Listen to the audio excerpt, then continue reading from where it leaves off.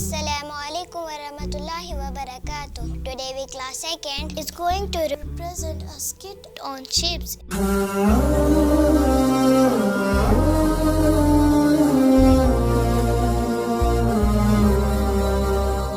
Do you know about shapes? Now I will tell you about shapes. There are two types of shapes, plane shape, solid shape.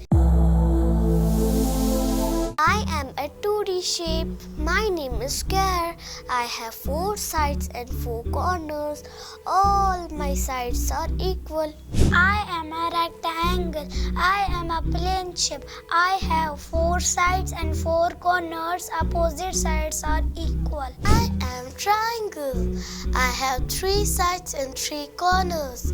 My sides may or may not be equal. I am a plane shape. My name is circle. I have no side, no corner. I am a cube and I am a 3D shape. I have 6 faces, 8 corners and 12 edges. I am a cylinder and I am a solid shape. I have 2 plane faces, 1 curved edge and 2 curved faces and no corner. I am a sphere. I am a 3D shape. I have 1 plane face. I don't have any corners or edges. I am a cuboid and I am a solid shape. I have 6 faces, 8 corners and 12 edges.